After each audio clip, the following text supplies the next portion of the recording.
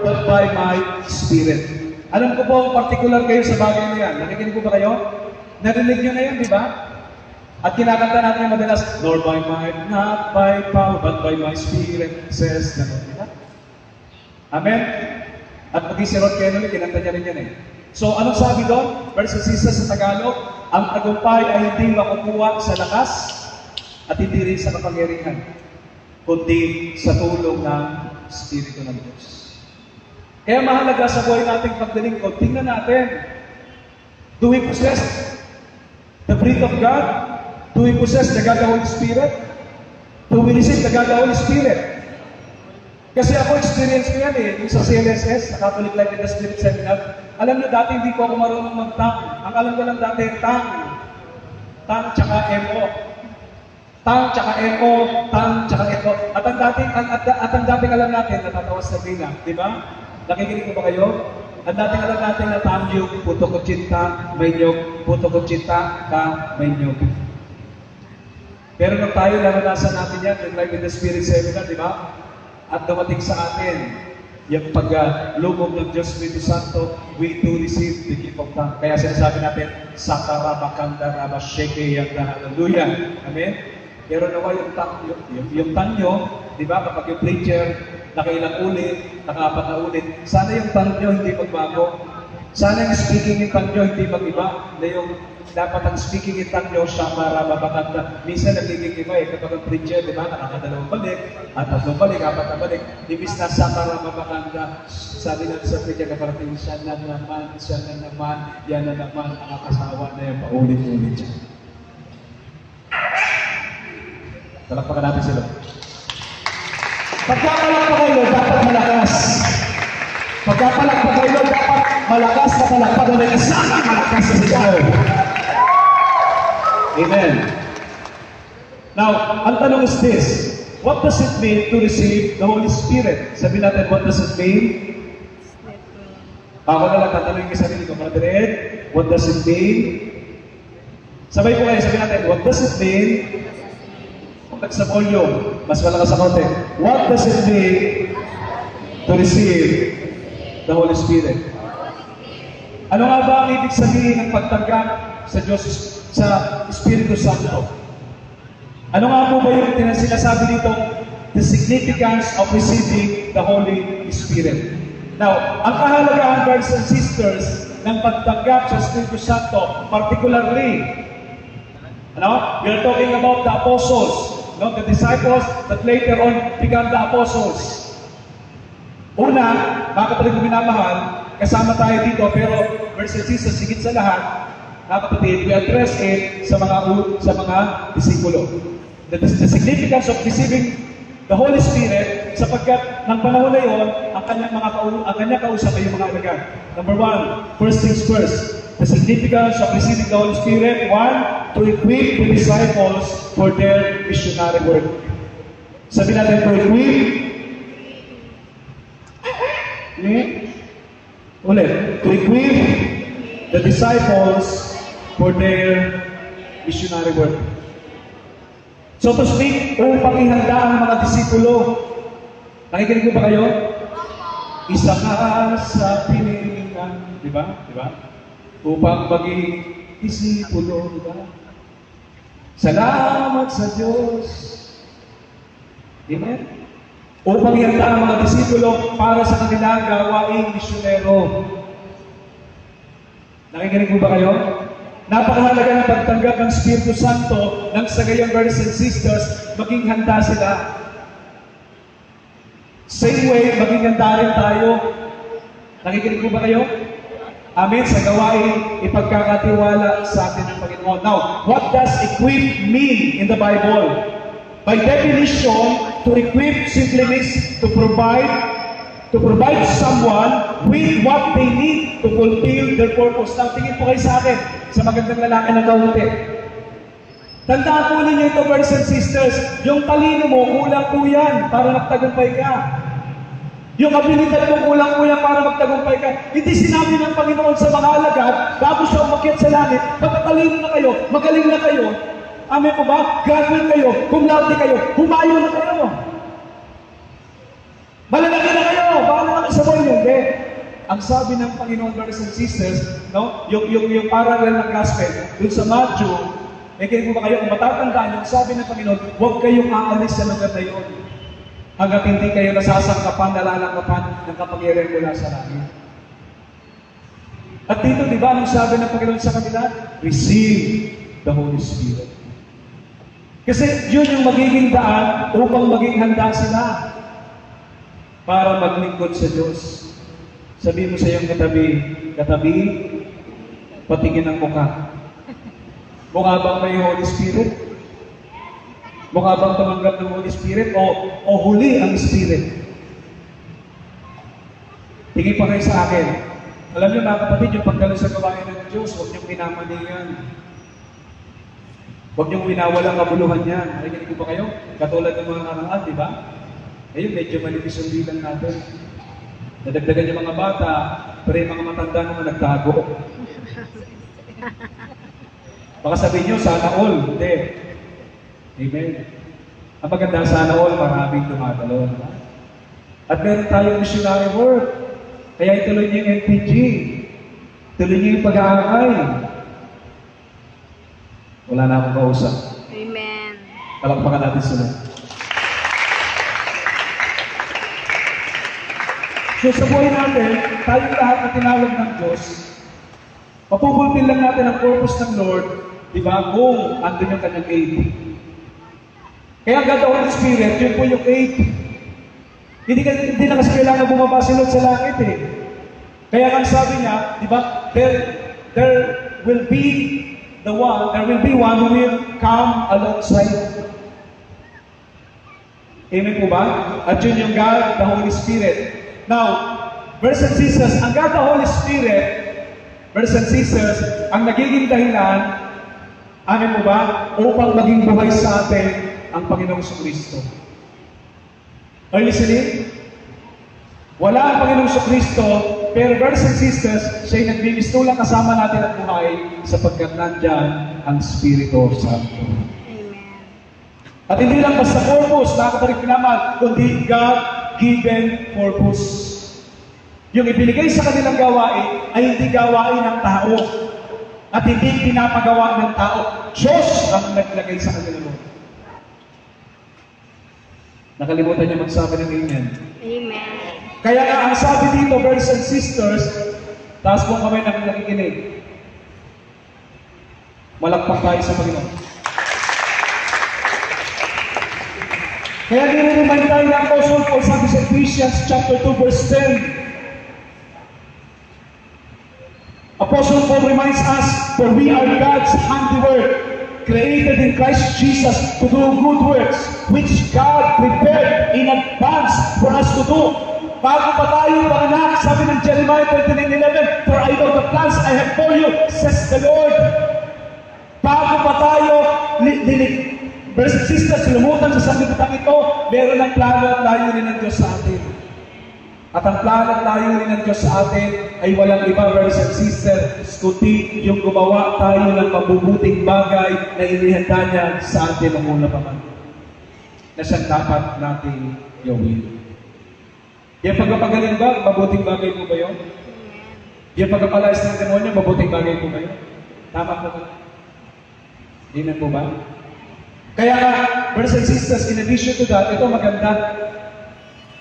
Alam niyo mga kapatid na mahal, sabi dito, brothers and sisters, Jesus is the called that qualified. Rather, He qualifies the called. Nakikinig ko ba kayo? Calling the unqualified has always been God's specialty. Kaya dito talubhasa si Lord eh. At kung yung sasabihin, brothers and sisters, bulol ako, wala akong alam. Di ba si Jeremiah, tinatawag siya ng Panginoon, sabi niya, Lord, bata pa po ako. Never been kissed, never been touched, but totally damaged. Iba po yun. May gatas pa po ako sa labi. Ikinig ko ba kayo? Si Moises, di ba si Aaron, o si Moises, sabi niya, bulol po ako. Amen po ba? Pero lagi natin tatandaan, ang sabi dito, brothers and sisters, tingin po kayo sa akin, God does not call the qualified. Amen? God does not call the qualified. Hindi tinawag ng Diyos yung mga okay na, yung ayos na. Pero ang sabi dito, brothers and sisters, He qualifies the whole. Mas ginagamit ng Diyos, mas gustong gamitin ng Panginoon, yung unqualified. Amen? Kasi kapag hindi ka qualified at qualified ka ni Lord, maluluwalhati siya sa buhay mo. Amen? Dito po sa atin, di ba yung mga preacher natin, nung wala pang knowledge of divine wisdom, wala namang pinag-aralan yan eh. Meron nga dyan eh. Grade 1 lang ang inabot niya eh. Parang gusto ko tuloy kumanta eh. Grade 1 lang ang inabot ko. No read, no write pa ako. Paano na ngayon ang buhay. Grade 1 lang pero kay English. Sabi ko nga po ng Merkules, nagkasakabay kami ni Brother Resty, naging dalawa yung preacher. Pero medyo may konting sa deployment. No? So, kung titignan natin, brothers and sisters, di ba? Katulad ng mga alagad, amen? Di ba? Unschooled po yan sa Acts 4:13, kung titignan nyo. Unschooled sila, pero sabi doon, they were men with Jesus. Aba, matindi po yun. Dahil kasama nila si Jesus, kasama sila ni Jesus, kaya ano nangyayari? Di ba? Gumagawa rin sila ng milagro, di ba na? Bakit? Kasi kasama nila Jesus. At ito nga po, naisip ko rin, mga kapatid, no? Ang kagandahan dito, brothers and sisters, tingin ko sa akin, ang kagandahan sa College of Divine Wisdom, kung may anointing ka na, amen po ba? At nakapag-aral ka pa, di mas lalong epektibo ka. Amen? Are you listening? Di ba ang sabi nga, the more you know language, the more you can communicate. Kapag marami kang alam na salita, marami kang pwedeng kausapin.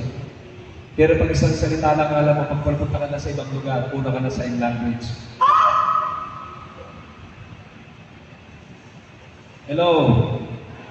Magpaka natin sila.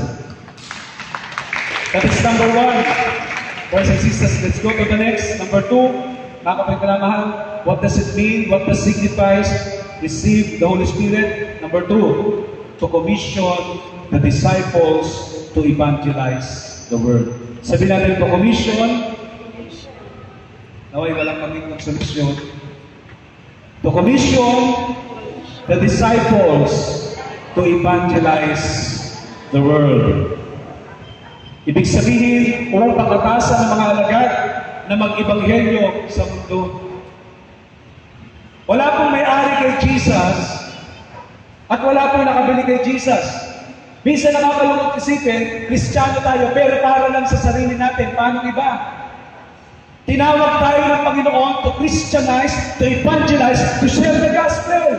Pero minsan nakakalungkot isipin, nahihiya tayo. Pagkasabihin sa atin, ang formy mo naman.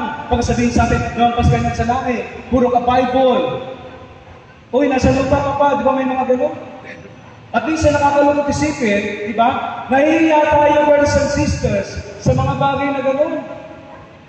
Pero dapat, di ba, kung meron dapat mahiya, yung gumagawa ng mali, yung gumagawa ng masama. At ito yung maganda rito. Bakit ka mahiya sa kanila? Hindi sila nagpapakain sa'yo. Bakit ka mahiya sa kanila? Hindi sila nagligtas sa'yo. Dapat maging proud ka. Bakit? Sapagkat may Diyos na dumating, nagbago ng buhay mo. Amen. At dapat proud kang ibahagi siya sa iba. Para sila man din, brothers and sisters, katulad natin na tumatalima kay Kristo ay maging alagad. Hindi ni Kalantsaw, kundi ni Jesus. Pag hindi talaga kayo pumalakpak, papapalakpakin nyo kayo.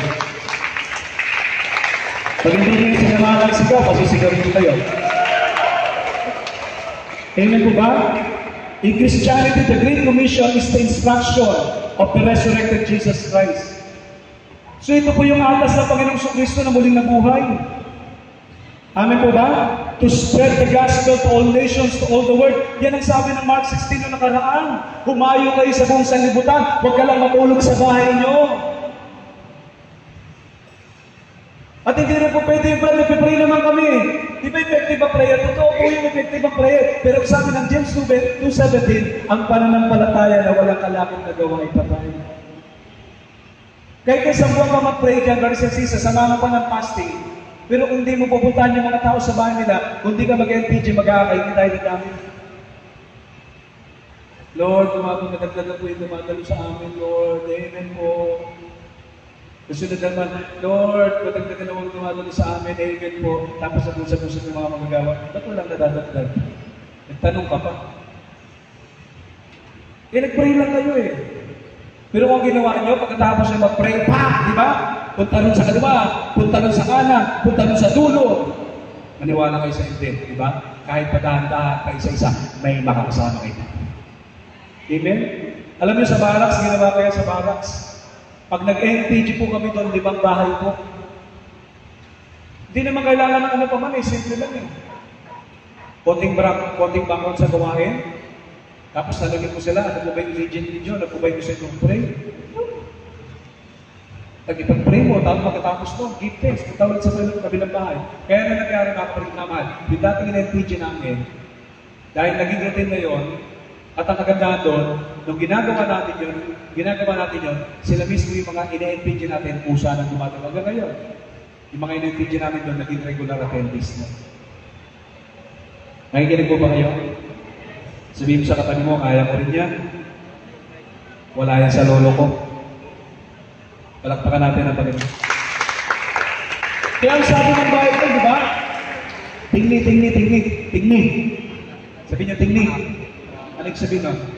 Hindi tinga ha, tingni. Sabihin, tingin kayo sa akin. Di ba? Wala ka tayo sasabihin. Sabihin mo sa katabi, okay ka ba dyan? Salamat, di ba? Sa mag-bridge ko, yung mga yun, nakakatulong ka, di ba? Guluhin mo yan. Mapalakpakan natin siya. Amen? O, tingin sa harap. Kikinig po ba kayo?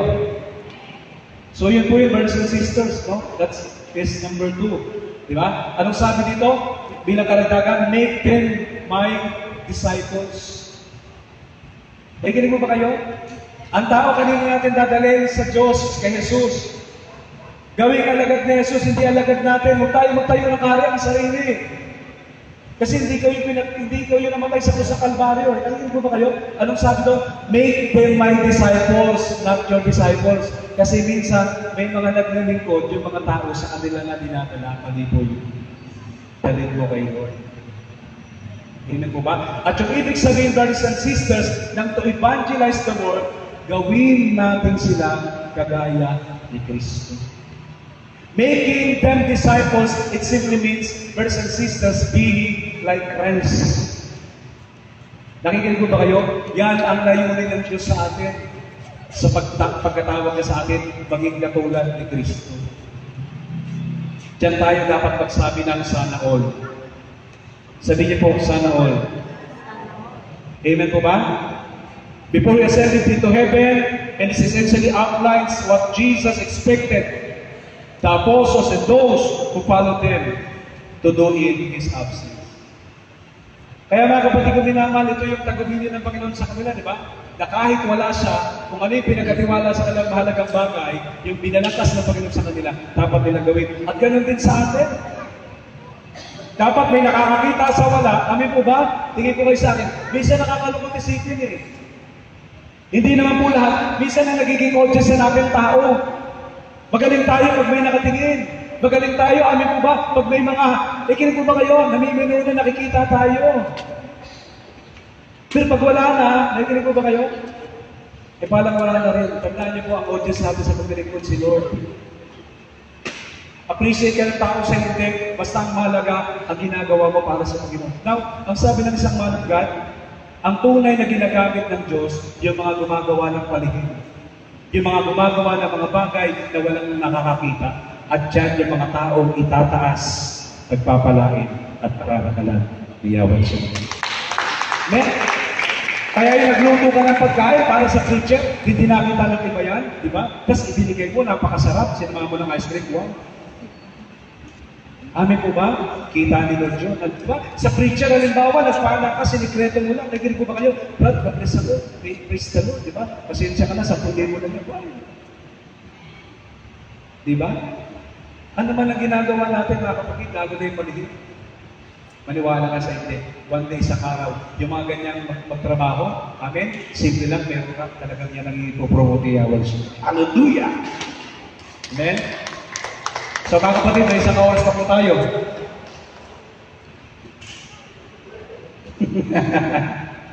Sabi mo sa katabi mo, katabi, joke yun.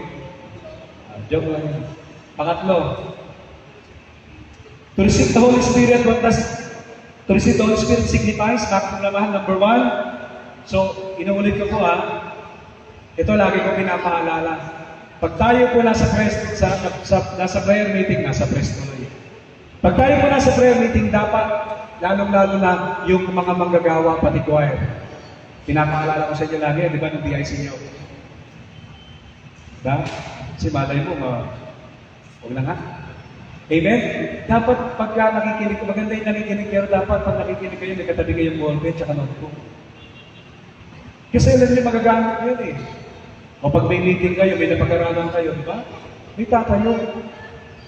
Pero kung nakikinig na kayo, mamaya-maya, makakalimutan nyo yan eh. Ako, preacher na po ako, pero yung mga hiling message si Brother Mark, kahit tingnan niyo pa yung cellphone ko, nandun po yan. Kahit sino nag-preach, ako po ay nagtitake note. Kasi marami pa tayong hindi alam eh. Maging pinag-aaralan ko, yung binabagi ko, pinag-aaralan natin. Naalala ko isang man of God, biruin mo po, may gawain na sa umaga, hindi na kontento, pati sa tanghali, dumalo pa rin. Tapos pati sa gabi, dumalo pa rin. At ano nangyari sa kanya? Dati siya tagapakinig, ngayon siya na nagtuturo. Hindi ko lang nasabihin, pero kilalang mo ito. Lalo na pagdating sa debate. Alam niyo na. Grabe ko talaga, mahusay ko talaga siya. At bakit siya mahusay? Kasi lagi siya nakikinig sa salita ng Diyos. Kasi pag nakikinig ka ng salita ng Diyos sa sinusulat mo, mangikon sa iyo. The time will come, pagka ikaw ay ready na, gagamitin ka naman. Pero how come, nagagamitin ka ng Panginoon, 15 minutes ka pala nakikinig, tagal na matapos niyan. Nanonood pa ako ng Black Friday, pambira ng Espado. Hello?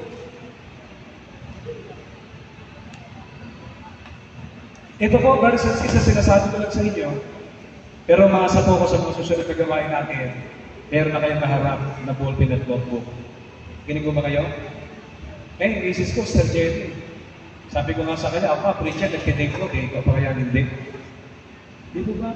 Dapat ganun sa atin. Maganda yung nakikinig, pero mas maganda nakikinig ka, nagsusulat ka, para pag tinanong ka, di ba? Ano yung topic ng nakaraan, Friday? Oo, naging bawals. Pag tinanong ka, ang topic ng nakaraan, maganda po siya eh. Nakalimutan ko eh. Amen po ba? Let's go to the next, number 3.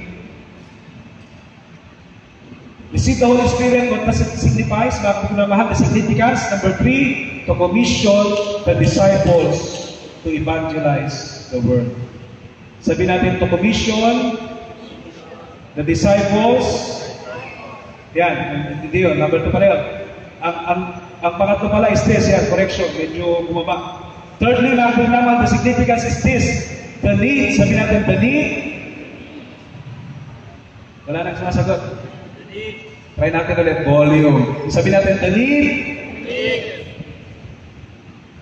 Sa pa, the need of the divine power to execute their ministries. Tandaan niyo po ang paglilingkod sa Diyos, hindi yan sa gandang lalaki. Hindi rin po sa galing yan, maganda po yun. Pero tandaan niyo po, huwag kayong maglilingkod kay Lord na hindi kayo nag-empower. Amen po ba? So to speak, ang pangangailangan ng banal na kapangyarihan upang maisakatuparan ang kanilang mga ministeryo. It's about, brothers and sisters, na pinamahal, it is about God's all-powerful nature. Kinig po ba kayo? Ang pinag-uusapan natin dito, brothers and sisters, ay yung sinasabing kapangyarihan ng Diyos, yung supra or supernatural. Sabi natin, divine power. Kikinig ba kayo? Di ba? Katulad ng mga alagad. Nung mga alagad, nag-pre-order sila yung may ubo, hindi nila nanghilika. Nung nag-pre-order yung mga alagad, masakit yung kabilang balikat, bakit naging dalawa? Yung pinatungan mo nila ng kamay, gumaling. At ang magandang halimbawa dito, brothers and sisters, talking about divine power, tingin po kayo sa akin. Number one, yung sinasabi dun sa Exodus. Can you imagine that, di ba? Yung dagat po ay naging patag at naging expressway. Are you listening? Yung sinasabi natin, the incredible story of the Israelites escape from Egypt.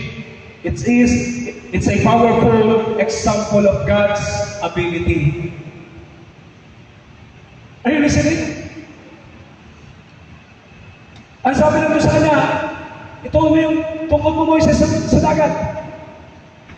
At ano? Nung ginawa niya, nagadaan ang mga Israelita. Pangalawa, yung sinasabing the healing miracles. Sabi natin, the healing miracles. Amen po ba? Sila Pedro Apostol, by God, dinadaanan pa lang, madaanan lang na nasa balik, nasa bed, nasa lakad. Lahat ay tumatayo na, tumatumbling na. Di ba yung nasa magandang pinto? Anong sabi sa dalawang magandang lalaki? Kasi makalipid ng Diyos, magandang lalaki talaga yun. Totoo po yun eh. Di ba kayo maganda rin kayo? Yung sister ikaw maganda kayo. Burger tayo ha. Di ba? Tinignan yung dalawang magandang lalaki ng likod ng Diyos.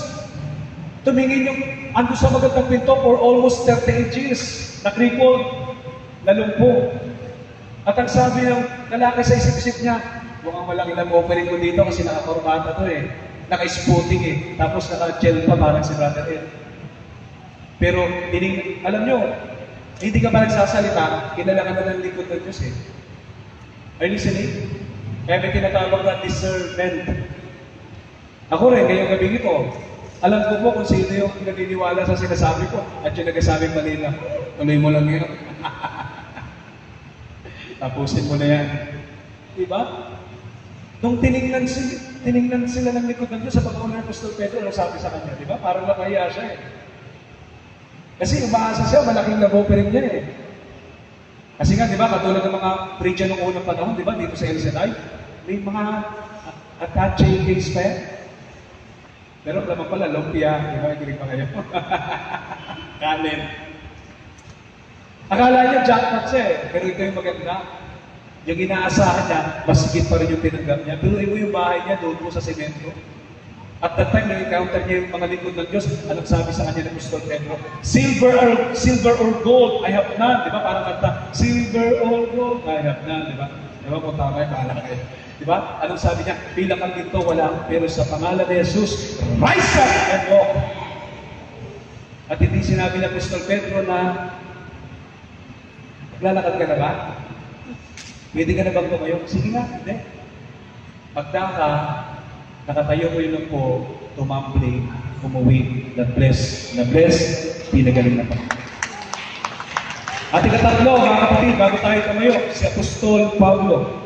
Sabihin natin yung Paul's conversion. Sa Acts chapter 9, the whole chapter, nandun po yan. Apostle Paul, in other words, bakit naman yung unang buhay niya, si Saul, ang sabi ito, once a fervent persecutor of Christ. Higil po ba kayo? Persecutors of the followers of Christ. Siya po yung number one berdugo ng mga sumasampalataya kay Kristo. Siya po yung nagpapapatay at siya rin po yung kasangkot sa krimen doon po kay Esteban. Yung siya po yung pinagbabato. Nasa likod po niyan si Apostol Pablo. Pero tingnan po ninyo, ito pong worst na tao ito pong sinasabi niya na sa karamihan sa disipulo, ako yung pinakawalang kwenta, ako yung pinakamasama. Pero tingnan po ninyo, hallelujah, grabe yung drama ng buhay niya. Pinakamasamang tao, walang kwentang tao, pinapapatay mga lingkod ng Diyos. Pero nung nangyari, nagkaroon po ng shifting, ng turning around, hallelujah, yung dating persecutor, ngayon po ay nagtatanggol na ng gospel. Ang nangyari ang kanyang buhay kay Kristo. Amen po ba? Ay dumalang ang kanyang dugo. At kung titignan natin, brothers and sisters, sa kanyang pagiging apostol, at hindi lang apostol ha, sabihin natin, tunay na apostol. Totoong lingkod ng Diyos. Di ba dahil sa buhay niya, marami pong simbahan ang naligtas. Nakikin po ba kayo? Amen po ba? Marami pong mga tao, brothers and sisters, ang nagbalik-loob kayo. Amen po ba? Kasi si Apostol Pablo ay tinatawag ng great church builders. at isa po sa tinatawag na great soul winning. Amen po ba? Hindi matatawaran yung kanyang paglilingkod. In addition to that, kaya sinasabi sa Acts chapter 1 verse 8, when the Holy Spirit comes upon you, you will receive power. Sabihin mo sa katabi mo, manatili ka lang sa paglilingkod.